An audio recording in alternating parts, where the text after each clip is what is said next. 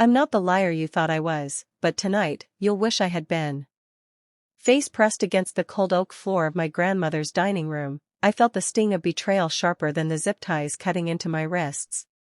My older sister, Detective Lauren Hayes, knelt on my spine, her voice booming with rehearsed conviction. "You're under arrest, Tara," she declared, loud enough to rattle the crystal centerpiece. Fraud. Impersonation of a federal agent. Theft of classified materials. The room, packed with 20 relatives who once braided my hair and shared my birthday cakes, fell into a suffocating hush. Uncle Greg's wine glass hovered mid-sip. Cousin Mia's jaw dropped. Grandma Ruth, frail at 78, clutched her pearl necklace like it could anchor her to a world that still made sense. Me? I didn't fight. I didn't plead. I stared at the flickering candles on the table, counting their flames, wondering how long until Lauren's smug backup arrived to haul me away. But when the door crashed open, it wasn't her cavalry. It was mine. A voice cut through the silence, sharp as a blade. "Colonel Tara Vance, we're here to extract you." And just like that, the family reunion became my vindication. Growing up in coastal Virginia, I was the odd piece in our family's puzzle. Lauren was the golden child, cheerleader, valedictorian, fast-tracked to detective with a badge that gleamed like her perfect smile.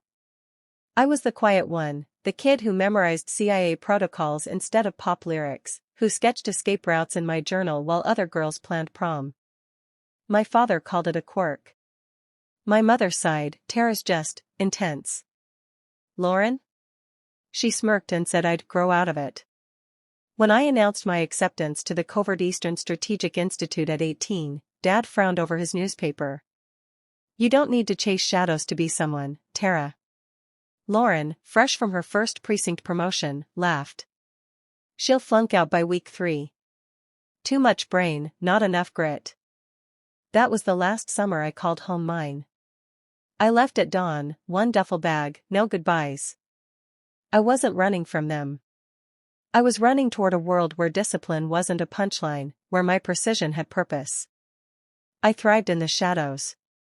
While Lauren pinned medals on her uniform in Richmond, I was halfway across the globe, infiltrating networks my family couldn't spell. They stopped asking about my life. I stopped explaining. The silence grew, thick and unyielding, until Grandma Ruth's letter arrived. Her shaky cursive begged me to come for Sunday dinner. "I miss your fire, Tara," she wrote. So I took leave, packed a navy blazer and slacks, nothing flashy, and flew back, bracing for a battlefield disguised as a family table. The house smelled of pot roast and nostalgia, but the air was heavy with suspicion. Conversation stuttered as I walked in. I hugged Grandma, her frame birdlike under my arms, and took my seat between Aunt Denise and my nephew Caleb, who asked if I'd been anywhere secret. I deflected with a smile. "Just boring meetings." The lie was easier than the truth. Halfway through the meal, Lauren's fork clinked against her plate. "So, Tara," she said, voice syrupy with intent, "still doing that vague consulting job?" Eyes darted my way. I kept my tone light. "Same work, different clients." She leaned forward, smirking. "Funny. I ran your company through every database. Nothing. No address, no tax ID, no trace. Almost like it doesn't exist." Grandma's hand tightened on her glass. I shrugged. "Some jobs don't advertise." Lauren's smile sharpened. "Or some people fake them." She stood, pulling a folder from her bag like a weapon. "I've been watching you, Tara. 6 months of evidence, photos, timestamps, witnesses."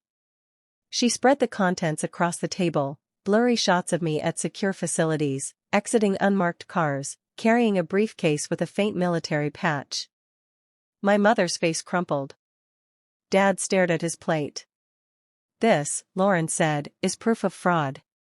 You've been lying to us, pretending to be some big shot while stealing government secrets." She flashed her badge. "As an officer of the law, I'm arresting you for impersonation and theft." The room spun, not from fear, but from the weight of her certainty. She zip-tied my wrists, tight enough to bruise. "You're not above the law, Tara," she hissed. I didn't flinch. Some fights are won by waiting. The front door exploded inward. 5 operatives in crisp black tactical gear stormed in, led by General Marcus Holt, his chest heavy with commendations. His eyes locked on me, then Lauren. "Detective Hayes," he barked, "release Colonel Vance immediately." Lauren froze, her grip on my arm faltering.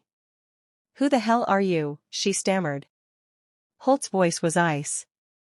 "The man telling you you've just detained a senior intelligence officer in the middle of a classified mission." He turned to me, saluting. "Colonel Vance, apologies for the delay." Lauren's face drained of color. "The operatives cut my ties."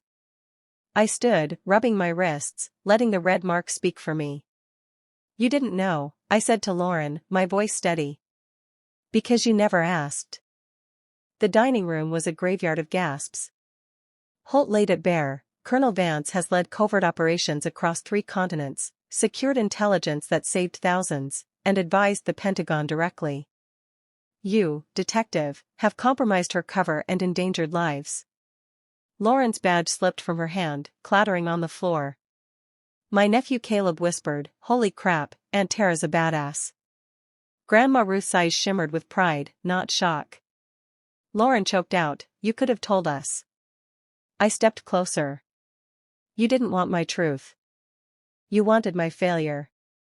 3 weeks later, I faced Lauren in a sterile briefing room at Langley. She wore no badge, no confidence, just a suit that didn't fit her anymore. I slid a report across the table, every photo she'd taken, every call she'd made to unlicensed PIs, every breach she'd caused. "You didn't just humiliate me," I said. "You exposed an operation. 1 agent didn't make it home because of you." Her hands shook. "I thought you were a fraud," she whispered. "I was wrong." I nodded. "I'm recommending charges. No favors, no exceptions." She didn't argue. For once, she listened. That night, Grandma Ruth called. "Tara, I'm not defending her, but I need you to hear this. You stood tall in that room, not because you had to, but because you knew who you were. I've never been prouder." Her voice cracked. "But don't let this family break entirely." I exhaled. "I'm not coming back, Grandma. Not yet." She sighed. "I know. But live, Tara. Not just for duty, but for you." Her words landed soft, like a truth I'd forgotten I needed. Now, when people ask about that night, the zip ties, the operatives, the silence that choked the room, I don't dwell on the drama.